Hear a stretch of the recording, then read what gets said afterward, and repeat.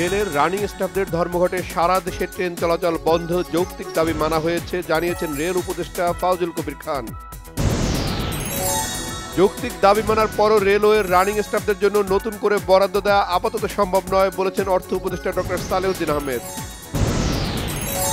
Train যোগাযোগ বন্ধ থাকায় সারা দেশের চরম ভোগান্তিতে সাধারণ যাত্রীরা ভাঙচুর করা হয়েছে রাজশাহী রেল স্টেশনে। দাবি মেনে নেবার আশ্বাসে আন্দোলন কর্মসূচি প্রত্যাহার করেছে শিক্ষার্থীরা। 7 কলেজ নিয়ে আলাদা বিশ্ববিদ্যালয় অবকাঠামো হতে পারে।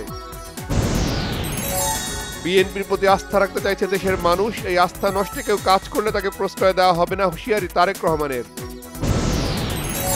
গ্রহণযোগ্য নির্বাচন করতে সব ধরনের সহযোগিতা করতে প্রস্তুত ইউরোপীয় ইউনিয়ন, জানিয়েছেন রাষ্ট্রদূত মাইকেল মিলার। আগামী নির্বাচন অবাধ ও নিরপেক্ষ হবে, মানুষ তার ভোটাধিকার প্রয়োগ করতে পারবে, জানিয়েছেন প্রধান নির্বাচন কমিশনার এএম নাসির উদ্দিন। নির্বাচন কমিশনার আবুল ফজল মোহাম্মদ সানাউল্লাহ জানিয়েছেন আগামী ডিসেম্বরকে সামনে রেখে জাতীয় নির্বাচনের প্রস্তুতি নেওয়া হচ্ছে।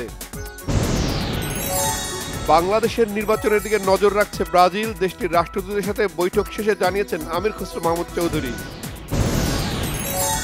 ফ্যাসিবাদের কীট পতঙ্গরা যেন বিএনপিতে প্রবেশ করতে না পারে এ বিষয়ে কঠোর নির্দেশনা দেওয়া হয়েছে, জানিয়েছেন রুহুল কবির রিজভী। বেনামি প্রতিষ্ঠানের নামে 800 কোটি টাকা আত্মসাতের অভিযোগে এস আলমের ছেলে আহসানুর আলম ও ভাই রাশিদুল আলমের বিরুদ্ধে দুদকের মামলা। দুর্বল ব্যাংক এবং এস আলম গ্রুপের ব্যাংকের গ্রাহকদের উদ্ধারে ব্যবস্থা নেওয়া হচ্ছে, তবে কিছুদিন সময় লাগবে বলেছেন governor doctor Ahsan H Mansur.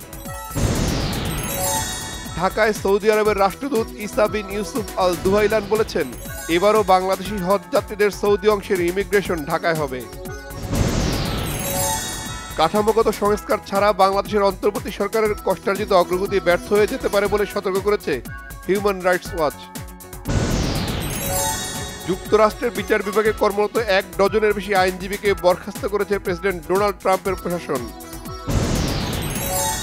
যুদ্ধবিরতি লঙ্ঘন করে গাজায় হামলা চালিয়ে শিশুসহ 2 জনকে হত্যা করেছে দখলদার ইসরায়েলি বাহিনী। জয় দিয়ে নারী অনূর্ধ্ব 19 টি-20 বিশ্বকাপ শেষ করল বাংলাদেশ। শেষ ম্যাচে ওয়েস্ট ইন্ডিজকে হারালো 10 উইকেটে। বুধবার থেকে আবারও শুরু হবে বিপিএল এ মাঠের লড়াই। মিরপুরে দুপুর 1:30টায় ম্যাচে মুখোমুখি হবে চিটাগাং কিংস ও রংপুর রাইডার্স। অনুদান প্রাপ্তির 7 বছর পর অবশেষে 7 ফেব্রুয়ারি দেশের প্রেক্ষাগৃহে মুক্তি পাচ্ছে পারিবারিক এবং সামাজিক গল্পের ছবি দায় মুক্তি।